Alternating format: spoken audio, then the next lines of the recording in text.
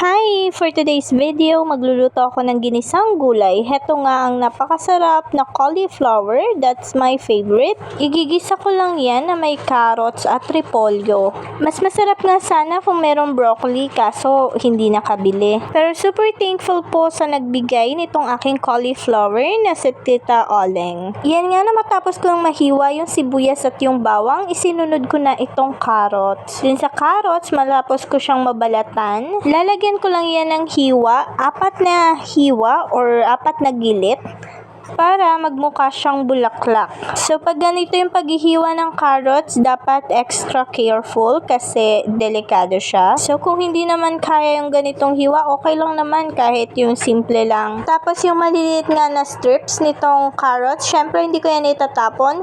Isasama ko pa rin siya. At yan nga, slice ko lang siya. O, diba? Iba yung dating ng carrots pag ganito yung hiwa. Wala lang.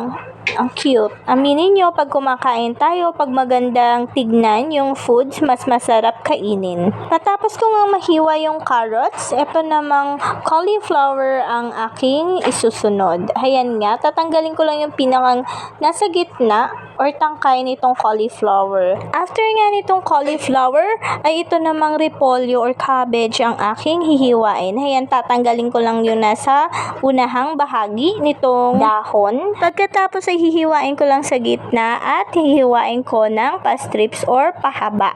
Tapos syempre, tatanggalin ko yung mismong nasa gitna, yung matigas, hindi naman na yun sinasama. Ayan, patapos na akong hiwain itong repolyo.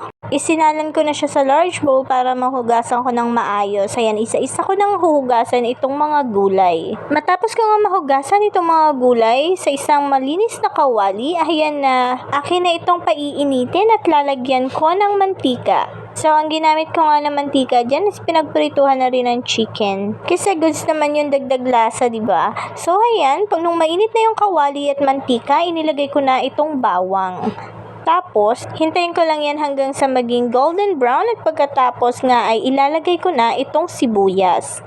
So, lulutuin ko lang ito ng bahagya hanggang sa lumabas yung kanyang aroma. At dahil nga nakalimutan kong maglabas ng any meat or pork, chicken, so frozen pa yon, ito na lang ang aking gagamitin. Ito ang Argentina giniling. Ready na nga ito. Bubuksan ko lamang siya at ilalagay ko na or igigisa ko na dito sa sibuyas na may bawang. Ayan, ilalagay ko na siya bago pa masunog itong aking sibuyas at bawang. Matapos kong maigisa yung giniling, nilagay ko na rin itong carrots. So, mabilis nga lang ito. Ilalagay ko na rin sunod dito yung cauliflower kasi iiwasan ko na ma-overcook itong mga gulay. Masarap talaga yung medyo crispy pa yung mga gulay. Pero syempre, dahil mas matigas naman yung carrots kaysa sa cauliflower, inilalim ko muna yung carrots. Tapos, inilagay ko na rin itong cabbage. So, na mailagay ko na nga itong mga gulay, titimplahan ko lang ito or lalagyan ko ng mga seasonings, black powder pepper,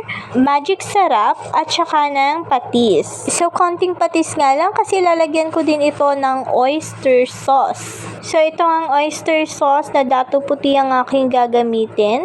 Ilalahat ko na to kasi kalahati na lang naman itong natitira. Nagamit ko na to sa mga niluto ko ng mga nakaraan. At nang matimplahan ko na nga itong aking ginisang gulay, hahaluin ko lang yan ng bahagya. Syempre, bahagya lang kasi hindi ko mahalo ng maayos. Masyado pa kasi siyang marami at hindi pa na-steam yung mga gulay. So, ayan, tatakpan ko na muna para ma-steam yung gulay. So, after ilang minutes nga, ito na, hahaluin ko lang sandali itong gulay. So, I will make sure nga na hindi ma-overcook itong aking gulay at nandun pa yung crispiness nitong gulay. Lalagyan ko nga rin ito ng Knorr chicken cube at saka 2 kutsarang suka para mag-set yung lasa. Ayan na nga, malapit nang matapos itong aking niluluto. Hahaluin ko na lang yan ng ilang sandali.